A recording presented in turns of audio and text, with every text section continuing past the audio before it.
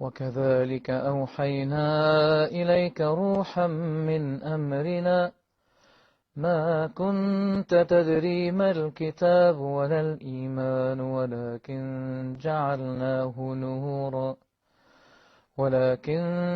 جعلناه نورا نهدي به من نشاء من عبادنا وإنك لتهدي إلى صراط مستقيم صراط الله الذي له ما في السماوات وما في الأرض ألا إلى الله تصير الأمور. Remember, just remember, Allah sees it all.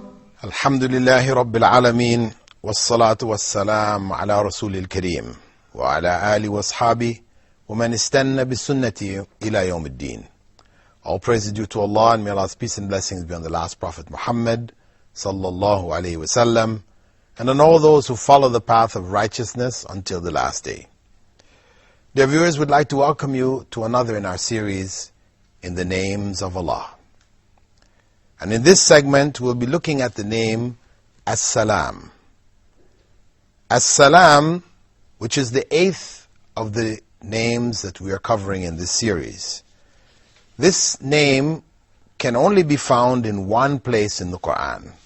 It is in Surah Al-Hashr, verse 23, Al-Malikul Quddus As-Salam, the Sovereign, the Holy, the Bestower of Peace. Linguistically speaking, it is derived from salam or salama. So the meaning is either free from defects, safe, and well-being. When a person gives the greeting salam alaikum, it means one is informing fellow believer that they are free and safe from any hostility from our side. But with respect to Allah subhanahu wa ta'ala, this name means on one hand that Allah is free from any defects and deficiencies, like Al-Quddus that we took earlier, and also that He will greet the believers in paradise, as He said in Surah Yasin, Salamun qawlam min Rabbir Rahim, peace, a greeting from the most merciful Lord. The effects of this belief, or belief in this particular name, As-Salam, for the believer, it should ensure him or her that they will not be denied the fruit of their sacrifices. Whatever sacrifices they have made, whatever efforts they have striven for, they will not be denied its fruits. As the Prophet ﷺ informed that a believer has to live in a self-imposed prison in this life, while the disbeliever is free to roam around and to do whatever he or she pleases. He said, Ad-dunya sijnul mu'min wa jannatul kafir. This world is a prison for the believer and paradise for the disbeliever. So it means that the believer has to make sacrifices. He imposes on himself this denial, where he denies himself certain things. The belief in the name As-Salam ensures him that that sacrifice will not be in vain. It is something which Allah has commanded. Allah being free from defects, His promise will be fulfilled. In reality, though people tend to look at Islam, those practicing Islam, that it's all a matter of don't do this and don't do that and don't do the other. But this is not really the case. Reality is that the majority of things we are permitted to do. There's only a minority, a small amount of things which we can't do. Like Adam in paradise, the whole garden was his except for one tree. All that is in life before us is the same way. The forbidden things are few. Only Satan has beautified these forbidden things and made us feel that our lives are incomplete unless we do these particular forbidden things. Otherwise, really, there's not really that much of a sacrifice, because there's so much that we can do. But due to the pressures of the society around us, our desires, etc., it is a struggle. We do feel it and live it as a struggle. So, is it worthwhile? When this life for the disbeliever is a paradise, we see them enjoying themselves in all the different ways. Our belief in As-Salam, that Allah subhanahu wa ta'ala is free from any defects in what He has promised us. It is true. It's the truth, 100%. It gives us confidence to stick on the right path, stay with the way of Islam, and to give up those other things, not get involved in them, knowing that there is really no value in them. Those things which have been forbidden are harmful. And that's why Allah forbade them. Not just to make life difficult for us, but to protect us from harm. Whether we're able to see the harm, as in the case of alcohol and gambling, or whether we can't see the harm, as in the case of pork and other forbidden things. Secondly, belief that peace, safety, and well-being comes only ultimately from Allah subhanahu wa ta'ala encourages the believer to turn to Allah for peace of mind and contentment.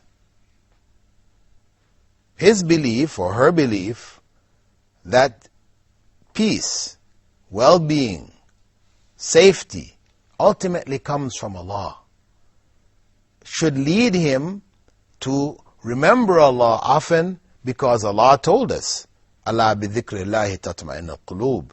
It is only with the remembrance of Allah that hearts find rest. So that instruction tells us where we need to look for finding rest for our hearts.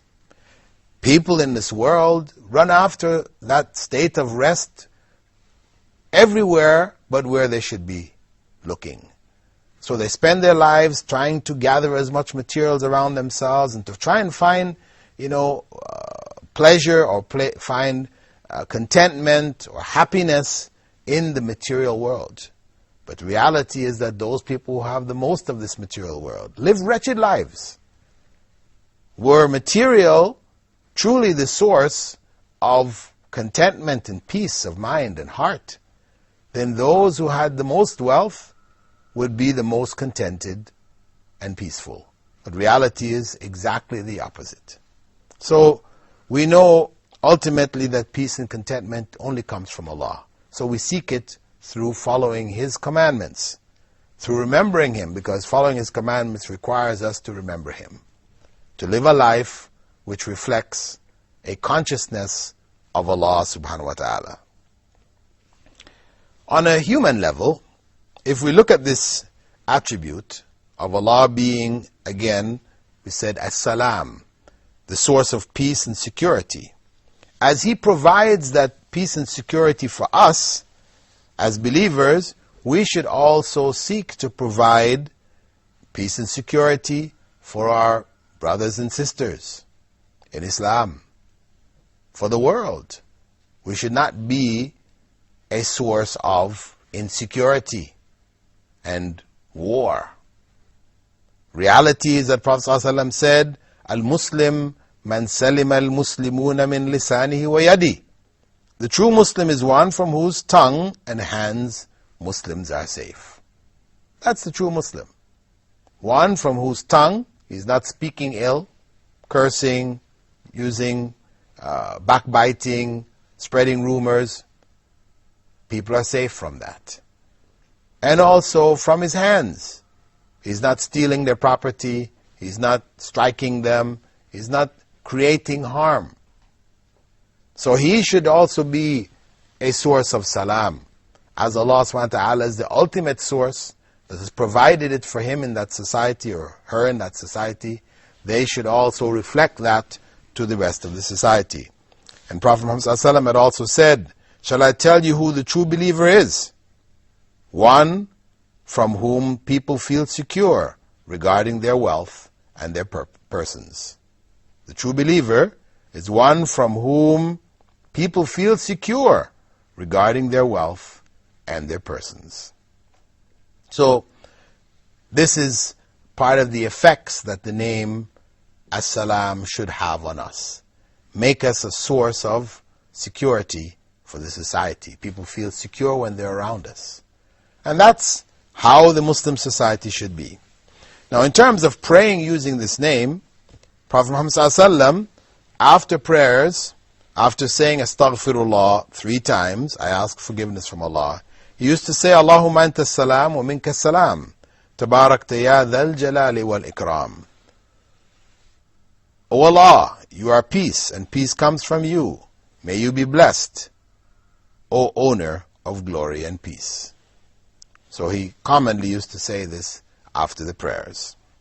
Also, he instructed us to spread peace in the society, because the bond of brotherhood, sisterhood in the society is critical for that society to be a healthy society, where people feel a bonding between themselves and the other members of the society.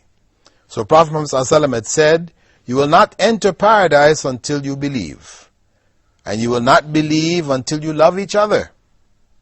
Shall I not guide you to something which if you did it, you will love each other?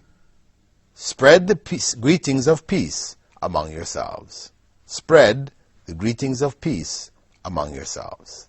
This was the recommendation of the Prophet ﷺ, that we constantly greet each other with peace. As-Salamu alaykum.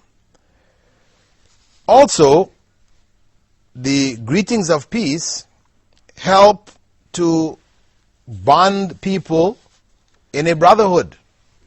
So we talked about, very important for having that sense and that feeling of brotherhood. And one might think, okay, yes, we give salams, but who is responsible? The tendency is for people who are in a position of authority or whatever, everybody else has to give salams to him or her.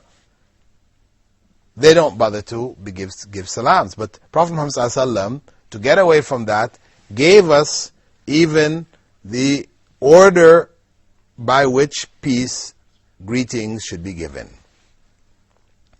Each and every person has another person who either he will begin to give the greetings to, or they will give the greetings to him. Depending on what position they're in, the Prophet ﷺ advised who has the first responsibility. We're going to be looking at that responsibility after the break, inshaAllah.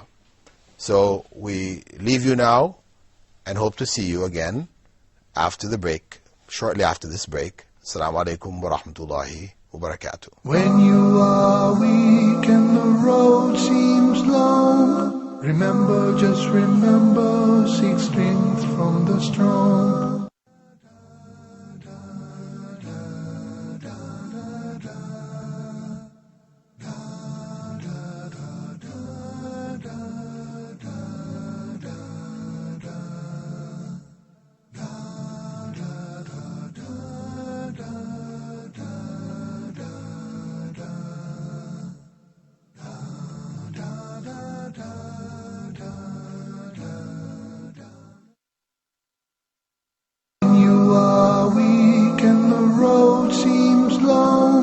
Remember, just remember, seek strength from the strong. Alhamdulillah, wassalatu wassalamu ala Rasulillah. We'd like to welcome you, dear viewers, back to our program, In the Names of Allah. And in this segment of the program, we're looking at the name, the 8th name, As-Salam. And we said that it meant the bestower of peace, the source of peace. And we spoke about its relevance to the believer in general. We said at first that the knowledge that Allah, first and foremost, is free of defects like the name Al-Quddus, because we said that part of the meanings of the name As-Salam is also from As-Salama, which means really well-being, safe from any kind of harm. So relative to Allah, it meant that He was without any defects. We said that recognizing Allah through this divine name as being free and without any kind of defects, free of any kind of defects, it meant then that the promises that He gave us in this life of success for living a life like a prisoner were true. We should have no doubt about it.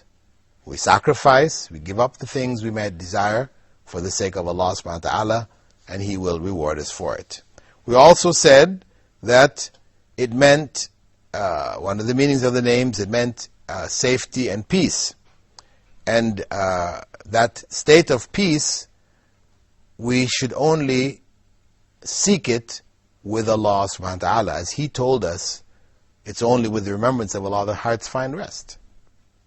And this, in fact, is the real goal that each and every human being is striving for. Whether he knows it or whether she doesn't know it, that's really what they're looking for. In all of the things that people do, they want to find some sense of contentment. But we're looking in the wrong place. Some people try to find it in music. So they surround themselves in music. And they find some sense of contentment, but when the music stops, because you can't live in music all the time, then it's gone. So it comes for a while and it's gone. Some people find it in drugs. You take certain drugs, you feel pleasant, you feel happy, whatever, but then the drug goes after a while, then you feel down. Something artificial. It's not real. It will not keep you in that state of contentment. And people, in order to try to keep in that state of contentment, end up overdosing and killing themselves. So, the real peace and contentment that people strive for in this life, it can only be found in remembrance of Allah. Being conscious of Allah and living lives in accordance with what Allah has told us to do. On the third level, we said, it meant that we would reflect this quality of peace and security in the society. That we would not be a cause of insecurity. We would try to be a source of security. When non-Muslims come into the Muslim society, they should feel a sense of security. And from my personal experience, I know in countries that I've lived where people practice Islam at a higher and higher level, we find the non-Muslims, when they're asked, how do you feel about living here? They say, we feel secure, we feel safe. Safety that we didn't feel back home in our countries. And that's a good sign. That's a good sign. That is one of the consequences of the divine name As-Salam being implemented in the society. That people do have that sense of concern to ensure that those around them are safe from them. As the Prophet ﷺ had said, Al-Muslim man salim al-Muslimuna min lisanihi wa yadi. That the true Muslim is one from whom Muslims are safe from his tongue and his hands. Then we said that the Prophet ﷺ used to pray using this name. After the prayers, he used to make a supplication, Allahumma anta salam wa minka salam tabarakta ya dhal jalali wal ikram. O Allah, you are peace, and peace comes from you. May you be blessed, O owner of glory and peace. Then we went on to say that the Prophet ﷺ told us to spread peace amongst us. To spread it, to make it a common occurrence. We always give people salams whenever we go. Actually, the companions of the Prophet, may God's peace and blessing be upon him, it was noted that if they were walking and a tree came between them, they had to go on either side as they were walking. When they came back together, they used to give salams to each other again. So much. Actually, non-Muslims living amongst Muslims, to some degree, they find it a little annoying. People coming into the office and giving greetings all the time. I mean, in other societies, you give greetings in the morning, that's it. One time, finished. No matter how many times you go out, you come in, whatever, that's it. So this thing of Muslims coming in all the time and greeting, and yeah, we have to greet again, and greeting, they find it annoying to some degree, not really understanding that this greeting is in fact, you know, a spreading a good feeling. Because of course the greeting should be with a smile. As the Prophet ﷺ had said, that smiling at your brother is sadaqah, it's charity.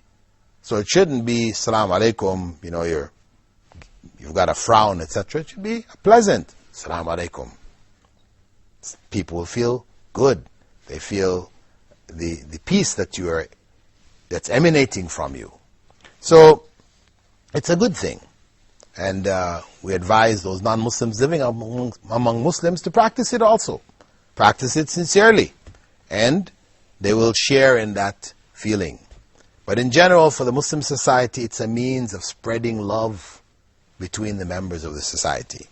And the Prophet ﷺ, in order to prevent people from turning it into a ritual which is prescribed when you're dealing with the poor, the powerful and the rich, so you have to give them greetings, he specified, saying that the young should greet the elders with peace.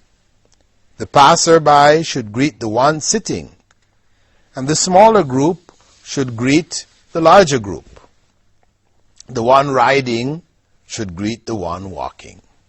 So he gave levels at which the greetings of peace should be given.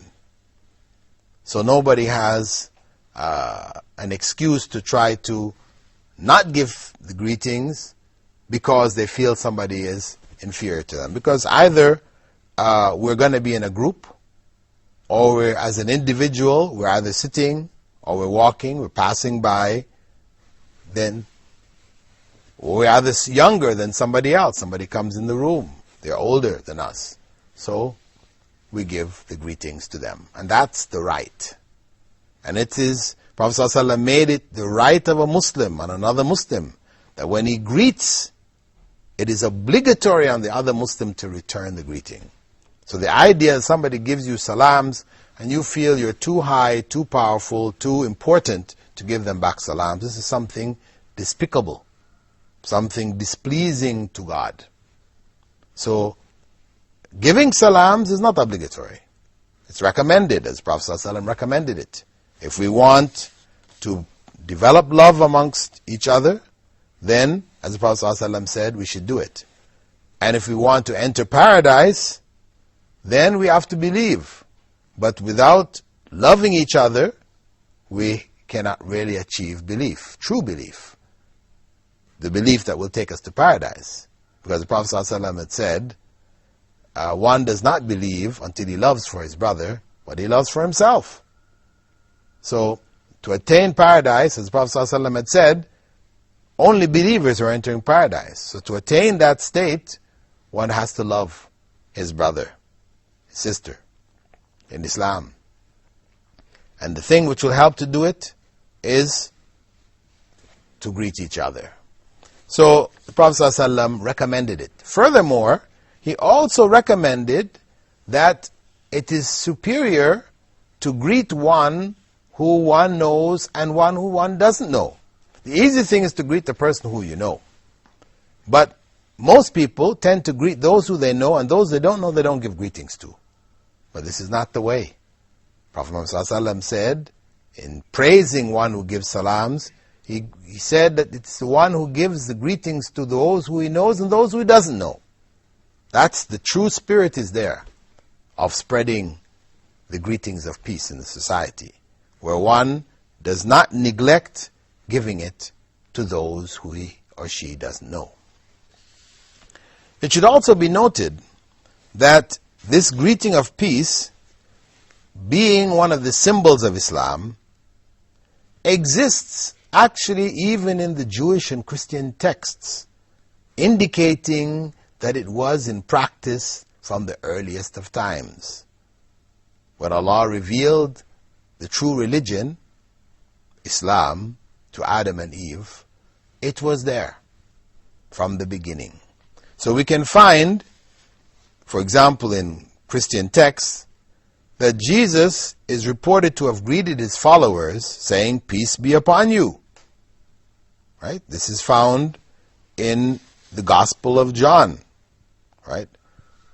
How true the Gospel of John is, Allah knows best. But in chapter 20, verse 19, it's mentioned there that Jesus gave the greetings of peace to his followers. It states, Jesus said to them again, "Peace be with you. As the Father has sent me, even so I send you." So this was their greeting. Peace be upon you. Also, in the Old Testament, we can find in 1 Samuel 25, verse 6, Prophet David instructs his emissaries who he sent out to a place called Nabal, "Thus you shall salute him, peace be to you, and peace be to your house, and peace be to all that you have. Peace be to you." So it was used in the time of David and no doubt in the times before. So we are encouraged to give salams and spread it amongst us, to those who we know, those who we don't know. The Prophet ﷺ gave us an order. Young people should give it to older people.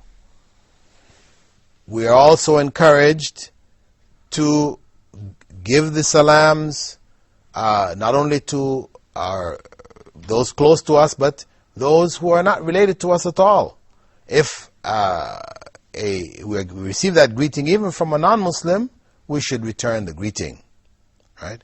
But of course, there is a consideration in terms of returning the greeting. The way to return the greeting is wa alaykum, and on you also.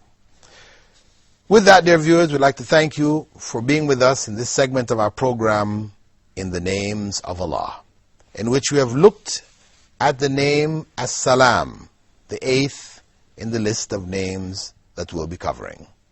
And in the coming segment, we'll be moving on to the name Al-Mu'min. We hope that you'll be with us.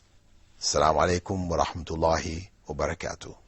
When you are weak and the road seems long, remember, just remember, seek